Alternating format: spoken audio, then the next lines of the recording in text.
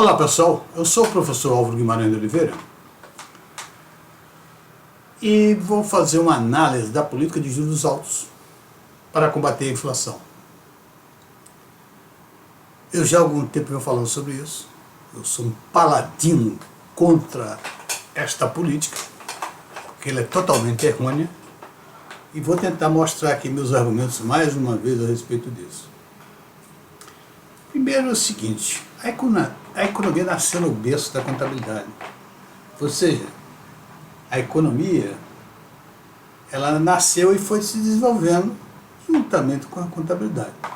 Tanto isso é verdade que há 80 ou 90 anos atrás a macroeconomia era chamada de contabilidade nacional. E os conceitos, os princípios fundamentais de contabilidade foram usados e são usados em economia. Muito bem. A teoria da partida dobrada tem uma influência enorme na ciência macroeconômica, na ciência econômica, na macroeconomia, na microeconomia e na moeda, etc. Como assim?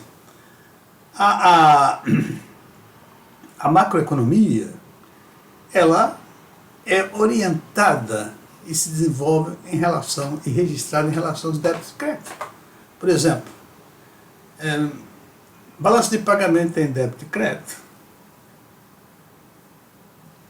os orçamentos em débito e crédito, a macroeconomia usa muito orçamento, que é baseado em débito e crédito, moeda é débito e crédito. Tanto é que a compreensão da moeda só agora está se tornando mais clara. E mais clara para quem conhece débito e crédito. Quem não conhece débito e crédito está aí o tempo todo falando que a moeda é uma mercadoria, uma estupidez dessa. Existem muitos economistas que tratam a moeda como se fosse uma mercadoria.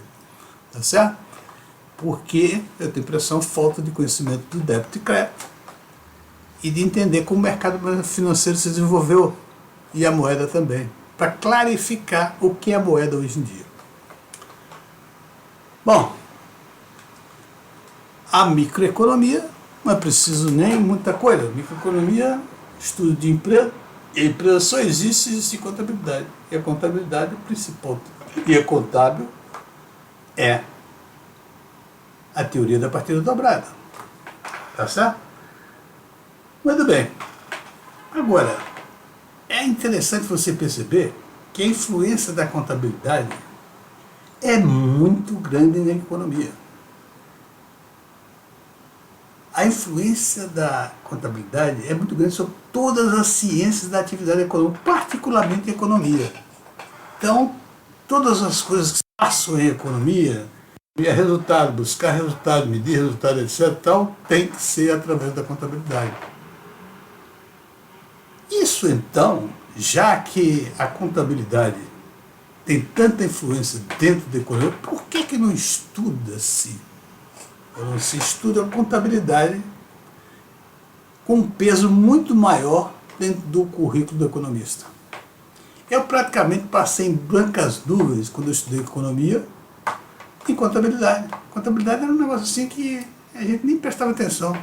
A gente honrou até o professor. Tá certo? Isto é o desprezo que vinha do economista pela contabilidade, porque contabilidade era uma coisa mais antiga, e economista ficou confundido com o contador. Muita gente não via a diferença entre contabilidade e economia. Até hoje, a gente estava conversando com a garota do mercado de capitais, ela fez: professor, me diz qual é a diferença entre economia e contabilidade, que eu não vejo isso. Então tudo isso eu tenho impressão que trazia insatisfação aos economistas, e eles tentavam de qualquer maneira se livrar da contabilidade. Inclusive, quando eu estudei, na época eu estudava num prédio novo de economia na Bahia, na Praça da Piedade, e eu estudava o técnico de contabilidade. No último ano que eu ia fazer o técnico de contabilidade, houve uma espécie de briga na escola, e os economistas resolveram tirar os estudantes do curso técnico de contabilidade. E realmente saímos e fomos para um outro prédio, bairro próximo, do Arriche, e eu terminei meu curso de economia, de técnico de contabilidade, lá na Escola Fundação Visconde Cairu, no bairro dos Barris. Mas logo depois eu estava fazendo vestibular de economia e voltei para a escola de economia. Isso é só para mostrar que existe alguma coisa aí que o economista não dá muita atenção. Acham que contabilidade é uma ciência sem importância nenhuma, onde eles estão perfeitamente enganados, porque a contabilidade é uma das mais importantes ciências da humanidade, se não for mais. Porque a contabilidade é responsável pela existência das empresas. Empresa sem contabilidade não existe. Só você imaginar que as empresas não existiriam se não fosse contabilidade, você vê o tamanho da influência que tem a contabilidade. Tá certo? Então é muito mais. Por exemplo, outra coisa que eu acho interessante, economista, e eu tenho estudado, tenho lido bastante a respeito de moedas, para entender moeda, é uma confusão muito grande a respeito da moeda. O que é moeda, o que não é moeda, definir moeda, etc. Até hoje tem aí. E eu vejo que é uma complicação muito grande que tem o economista porque ele não entende de débito e crédito. Se entendesse débito e crédito, ele já sabia que a moeda é muito mais simples do que se imagina. A moeda é uma unidade de conta, é uma unidade de troca. Nada mais é do que isso. Não precisa ter lastro e não precisa ser física. Agora mesmo estamos introduzindo as moedas digitais. E eu chego até o ponto de entender que não haverá nunca uma criptomoeda que seja moeda de uma economia qualquer. Porque, como a moeda é hoje fiduciária, a moeda não tem custo nenhum. Não tem lastro. Tá certo? E não tem substância física. A moeda digital já está aí tomando todo o mercado. Daqui a pouco acaba a moeda de outra maneira. Papel moeda, essas coisas, acaba, liquida. Isso tudo é baseado no débito e crédito. A unidade de conta só existe no débito e crédito. Senão não existe unidade de conta. A unidade de conta significa exatamente a contabilidade do movimento da moeda. Então, o economista não entende isso, ele não entende, ele tem dificuldade de entender que os bancos criam moeda do nada. Eles pensam que criar moeda é através da reserva fracionária, e não é. A reserva fracionária multiplica a moeda, é mesmo que o vinho de Cristo. Cristo, quando chegou, que viu as garrafas de vinho que não dava para... ele pegou e transformou aquelas garrafas de vinho em milhares de garrafas de vinho. Ou seja, transformou, multiplicou os vinhos, mas não criou do nada. Quem criou do nada foram os banqueiros. Os banqueiros, sem nem dinheiro nenhum, eles podem perfeitamente emprestar dinheiro. Isso é difícil botar na cabeça do economista. E por isso cometem muitas bobagens e por muito tempo, como por exemplo, juros altos para combater a inflação. A política mais adequada para combater a inflação é a política monetária, é a política fiscal, e não a financeira, não a monetária. Isso é importante a gente entender. Política financeira não combate juros. Quem combate juros é a política fiscal. Essa é a que combate juros. Mas não. O mundo inteiro hoje aplica a política de juros altos para combater a inflação. E o que é que acontece? Dá tudo aí paranoia. É por isso que eu chamo, a política de juros altos para combater a inflação é um tiro no escuro. Eles dão um tiro, mas não sabem o que vai acontecer com aquele tiro. Ele não sabe nem se vai matar o objetivo que ele quer, que é a inflação. E, na realidade, ele só mata a inflação se destruir tudo que houver em volta. Ou seja, os juros altos destrói as empresas, destrói os empregos, destrói a economia começa a crescer pouco, muito pouco, até entra em recessão, para depois, então, a inflação ser domada. Então, juros altos não é para combater a inflação, juros altos era para destruir, criar crise econômica, criar dificuldade para as empresas, criar uma economia que cresça muito pouco. Basta dizer que o Brasil tem 50 anos que não cresce. Por quê? Está sempre usando a política de juros altos. Como existe política muito mais adequada para combater.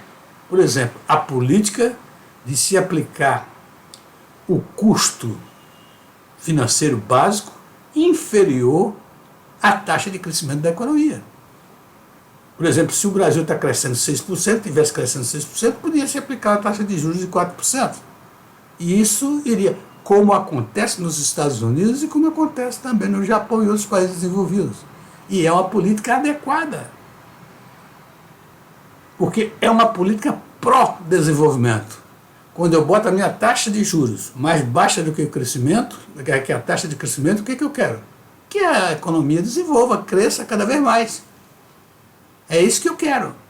Agora, quando eu ponho a política de juros altos, o que eu estou querendo? Estou querendo destruir a economia, estou querendo reduzir a economia. Isso é o oposto do que deve ser feito. Isso é um absurdo. Isso é uma falta de compreensão do que está acontecendo, nos efeitos dos juros altos. Quando eu digo a política de juros altos para combater a inflação é um tiro no escuro, é por isso. Os economistas não sabem, não detectam os efeitos dos juros altos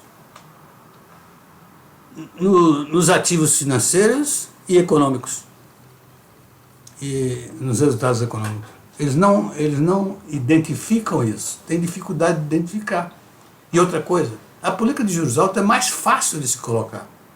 Você chega de manhã, Roberto Campos amanhece de cabeça inchada e diz assim, vou aumentar a taxa de juros e aumenta a taxa de juros. Só oferecer título com a taxa de juros maior do que está acontecendo no mercado. Faz isso.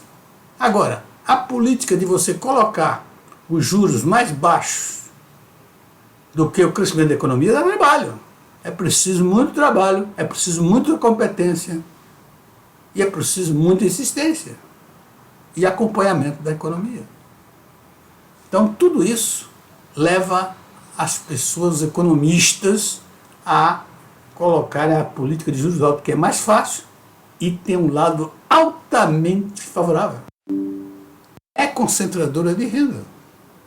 Os menos aquinhoados na economia, os invisíveis, é que pagam a conta de juros altíssimos que é trazido pela política de juros altos.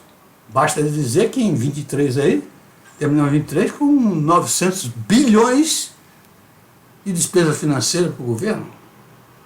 O ano passado foi 600 e poucos bilhões. É um negócio absurdo, estrondoso. Olha, e 900 bilhões, presta atenção para vocês perceberem o tamanho que é isso. A dívida pública pertence a todos os brasileiros. Todo brasileiro tem essa dívida pública e paga por ela. Todos.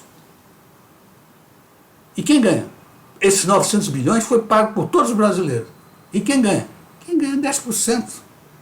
10% que tem dinheiro, que investe no título da dívida pública, é que ganha esses 900 bilhões. Isso é um desastre. Isso é medieval. Isso é injusto. Isso não pode existir. Isso tem que mudar. Tá certo? Agora vamos ver para você entender a bobagem que é isso. Vamos lá. O gato atrás do seu próprio rabo é o que acontece com essa política de juros altos. Vamos ver. O combate da inflação, segundo os economistas, se faz com juros altos. Estes aumentam o custo da dívida pública. É ou não é? É, aumenta o custo da dívida pública. Se o juros está mais alto, aumenta o custo da dívida pública. Os juros da dívida pública aumentam o quê? O déficit fiscal. E o déficit fiscal provoca inflação. Inflação que exige o quê para seu combate? Juros altos. E daí? É um círculo vicioso. Inclusive, a política de juros altos não permite política sustentável de longo prazo. Porque geralmente, com uma política de juros altos, quando ela consegue quebrar a economia, quando ela consegue dominar a inflação, a economia começa a crescer, voos de galinha, começa com pouco crescimento, volta novamente a crescer a inflação e volta novamente o combate através de juros altos. Isso tem que mudar. Os economistas têm que trazer uma solução para isso. Os economistas estão devendo ao mundo uma solução para esse problema. Os Estados Unidos, os economistas, não sabem o que é que provoca a inflação. Eles não têm certeza. Já botaram até aí do ponto de vista psicológico, não é? Que a perspectiva de grandes crescimentos é que provoca a inflação. Se eles não sabem isso, como é que eles vão matar a inflação? Vão dar um tiro no escuro e não vão conseguir matar. Destruir tudo que há em volta e não conseguem matar a inflação. Ok? Um abraço, pessoal, e até a próxima.